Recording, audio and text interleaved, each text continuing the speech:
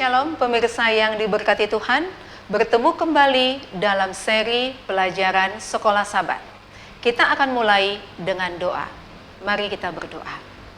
Tuhan Yesus, terima kasih waktu yang indah kami boleh mempelajari firman-Mu.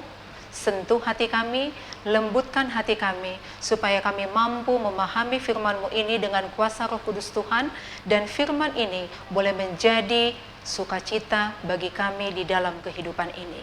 Terima kasih untuk berkat-Mu, dalam nama Yesus kami berdoa, amin. Pelajaran Sekolah Sabat, Selasa 21 Maret 2023 yang berjudul Yerusalem Baru. Gambaran kitab suci tentang Yerusalem Baru adalah seperti yang Abraham lihat dengan iman. Sebab ia menantikan kota yang mempunyai dasar, yang direncanakan dan dibangun oleh Allah. Ibrani 11 ayat 10. Yerusalem Baru adalah mahakarya Tuhan. Dibangun untuk mereka yang mengasihi Dia dan yang memelihara perintah-perintahnya. Yerusalem Baru akan menjadi rumah anak-anak Allah yang setia di surga. Selama milenium dan sesudah itu di dunia baru selama kekekalan. Ada kabar baik bagi kita yang tidak suka mengepak dan berpindah. Allah menangani segala sesuatu. Yohanes mengatakan, Dia melihat kota itu. Dan aku melihat kota yang kudus, Yerusalem yang baru, turun dari surga, dari Allah, yang berhias bagaikan pengantin perempuan yang berdandan untuk suaminya. Wahyu 21 ayat 2. Bacalah Wahyu pasal 21. Apakah perkara yang dijanjikan kepada kita? Ada begitu banyak di sini yang hampir tidak bisa dipahami oleh pikiran kita, dirusakkan karena dosa, dan hanya mengenal dunia yang sudah jatuh dan didera oleh dosa. Tetapi, apa yang kita dapat mengerti adalah begitu banyak pengharapan. Pertama, sama seperti Yesus tinggal dengan kita dalam dunia, yang sudah jatuh ini ketika ia datang dalam daging, Dia juga akan tinggal dengan kita dalam dunia baru.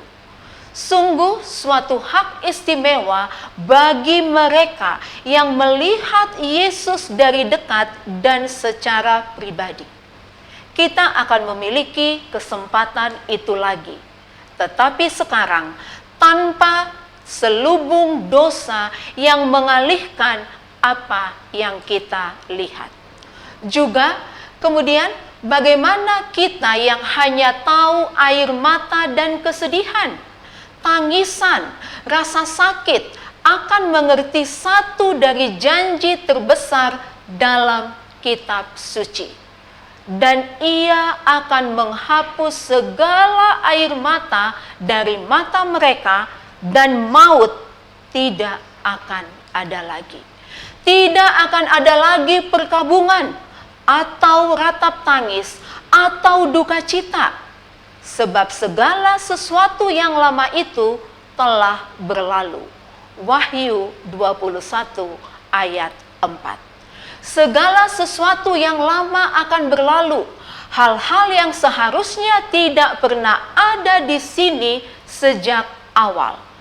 Juga mengalir dari tahta Allah ada sungai kehidupan yang jernih, dan di bagian lain dari sungai itu ada pohon kehidupan.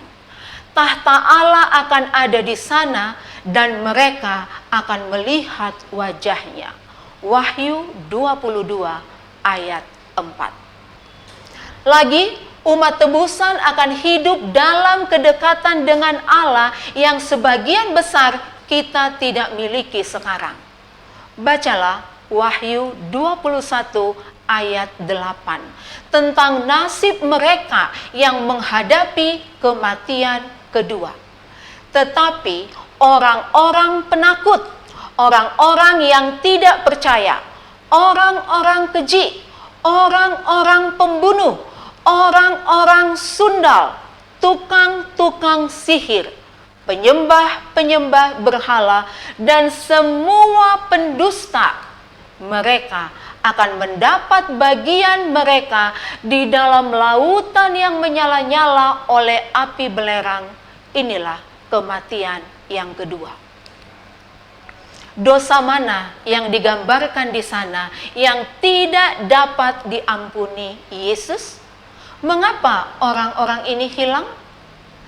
Ketika beberapa yang telah melakukan hal yang sama diselamatkan, apakah perbedaan krusial antara dua kelompok ini?